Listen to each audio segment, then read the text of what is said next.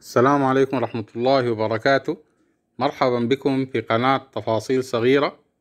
قد تحسم المباريات بالتفاصيل الصغيرة، وقد تحسم البطولات بالتفاصيل الصغيرة.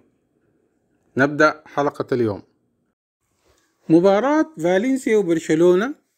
هجمة لفالنسيا، تطلع الكرة رمية تماس وديونغ يعترض على الحكم، وأثناء اعتراضه يتم لعب رمية التماس بصورة سريعة من لاعبي فالنسيا وعكس الكرة، وكادت أن تتسبب بهدف لفالنسيا على برشلونة. قبل سنة ونص تقريبا مباراة المريخ والهلال، هجمة للمريخ، تطلع الكرة رمية تماس، صلاح عادل يعترض على حكم المباراة، أثناء الاعتراض يتم لعب الكرة وعكسها وإحراز هدف للمريخ. طيب، تختلف المستويات، تختلف الدوريات، تختلف الأمكنة، تختلف الأزمنة، لكن تتشابه الأخطاء من اللعيبة. لما ننظر في الخطأ في مباراة المريخ والهلال، رمية تماس، انت عاوز تعترض بتضمن الكرة أمامك. نلاحظ إلى وقفة لاعبي الهلال، الكرة طلعت، انت عاوز تعترض، لابد ان تضمن ان الكرة امامك، او على الاقل الكرة ما حتتلعب. فانت الان في لحظة سرحان وتلعبت الكرة على طول. ايضا مباراة برشلونة نفس الفكرة، ما تعترض والكرة في اللعب، الكرة عند الخصم، انت تعترض ايه؟ اضمن الكرة امامك اولا بعدين يرجع يعترض. ده الدرس المستفاد من تكرار هذا الخطأ.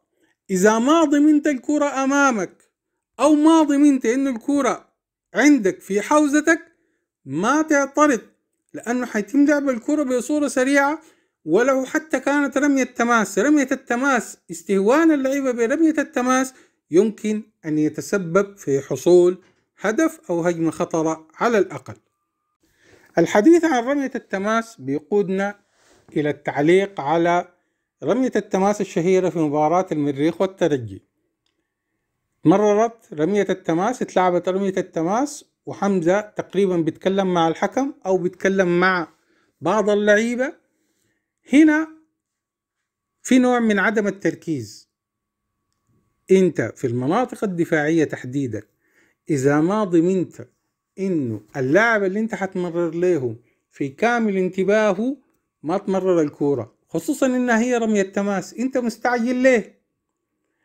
اتكلمت معاه لكن هو ما انتبه، هو معطيك الامان، ماخذ الضمان، لانه الكورة عنده، عند فريقه.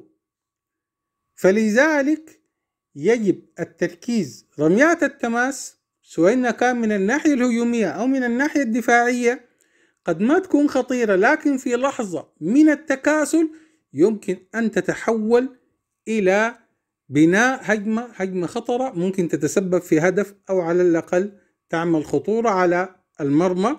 تحياتي والسلام عليكم ورحمة الله وبركاته.